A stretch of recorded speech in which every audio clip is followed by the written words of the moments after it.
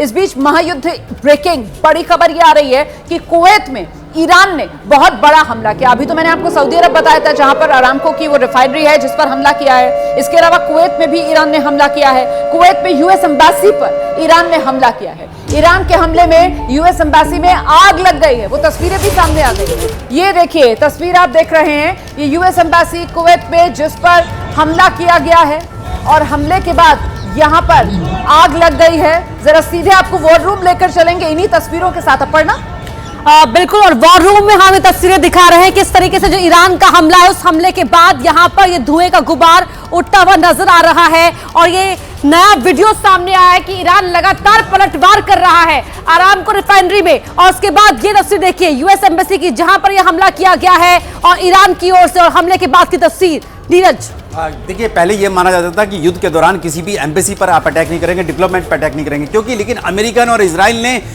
Iran के जो supreme leader है और साथ ही उनके एक पूर्व राष्ट्रपति जो अभी एक डिप्लोमेट का काम करते थे अहमदीनेजाद, उनको मार गिराया है। इसीलिए हम लोग देख रहे हैं कि ईरान ने भी अब अमेरिका की जो एम्बेसीज हैं उन पर अटैक करना शुरू कर दिया है। एथिक्स नहीं है, बिल्कुल, अब कोई एथिक्स नहीं है, वॉर इज इविल है, इसीलिए कहीं पर भी अटैक हो सकता है। तो इसी में ये एम्बेसी जो है अमेरिकन एम्बेसी है, इस पर अटैक किया गया है कुवैत में ईरान द्वारा। और यूएस एम्बेसी में ये आग लगी है। इसके अलावा हमने देखा किस तरीके से जो पाकिस्तान में यूएस कॉन्सुलेट था वहां पर भी विद्रोह, वहां पर भी प्रदर्शन देखने को मिला है। 14 पाकिस्तानियों की जान गई है उस हमले में। और ईरान के हमले से ये यूएस एम्बेसी में जो आग लगी है वो तस्वीरें हम यहां पर आपको दिखा रहे हैं। और ये तस्वीरें बता रही है कि युद्ध अभी फिलहाल और भड़केगा। ये सवाल जो उठ रहा है, जो बात कही जा रही है, वो लाजमी स्वाभाविक दिखाई दे रही है। Over to you Romana. बिल्कुल, आइए सीधे जरा खास मेहमानों का रुख करेंगे। हमारे साथ आरती टिक्कू जी भी लगातार बनी हुई है। आरती जी, एक बात जो अभी कुछ देर पहले दीपक सर कह रहे थे कि साहब ये जो हालात बन रहे हैं इससे शिया सुन्नी डिवाइड और बढ़ेगा मुस्लिम वर्ल्ड में। तो अगर ये शिया सुन्नी डिवाइड बढ़ता है तो यहाँ पर मिडिल ईस्ट के बहुत से ऐसे देश हैं जहां पर आबादी के लिहाज से शिया बहुल है, लेकिन वहां सत्ता के अंदर सुन्नी शासक हैं। तो क्या ये माना जाए कि मिडिल ईस्ट के अंदर अभी और ज्यादा अनस्टेबिलिटी, हालात और ज्यादा उथल पुथल वाले होने जा रहे हैं?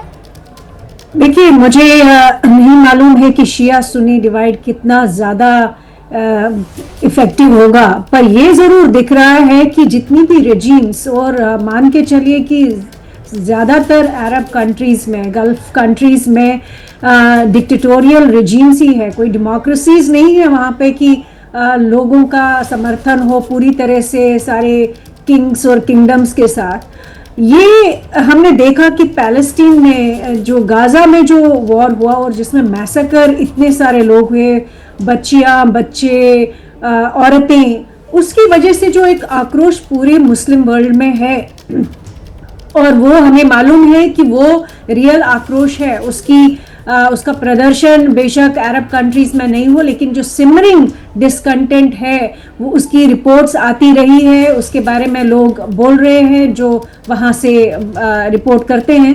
और ये हमें समझ आ रहा है कि ईरान में जो अभी खमनेई की असैसिनेशन और जो बच्चियाँ अभी एक स्कूल, प्राइमरी स्कूल में मारी गई, लगभग 200 बच्चे मारे गए हैं, इस सब से जो है आम जनता, सुन्नी हो या शिया हो, मुझे लगता है इससे बहुत गुस्से में है और इससे बहुत नाराज है।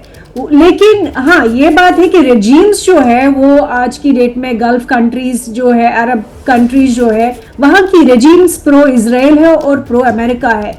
क्या वो अपनी रेजिम्स को संभाल पाएंगे? क्या जो उनके सब्जेक्ट्स है, क्या उनकी जो जनता है, क्या वो खड़ी होगी? वो वक्त ही बताएगा। अब तो सही कह रही है। देखिए, यहाँ पर दर्शकों को समझना चाहिए दो बिल्कुल अलग व्यू पॉइंट्स जो सामने निकल कर आ रहे हैं। एक तरफ आरती टिक्कू का आकलन ये कहता है कि साहब वो फिलिस्तीन से आप इसको जोड़कर देखना शुरू कीजिए, और उसके बाद आखिर में ये ईरान वाली कड़ी अगर जुड़ती है तो इससे जो दुनिया भर के मुसलमान हैं उनमें वो शिया सुन्नी वाली डिवाइड बढ़ेगी नहीं, बल्कि एक साथ दुनिया का मुसलमान आता हुआ, क्योंकि मुसलमान को ऐसा लग रहा है दुनिया में कि ज्यादती उस पर हो रही है जिसका सिलसिला इजराइल की तरफ से पहले फिलिस्तीन में और अब वो पहुंचते पहुंचते ईरान तक पहुंच गया है।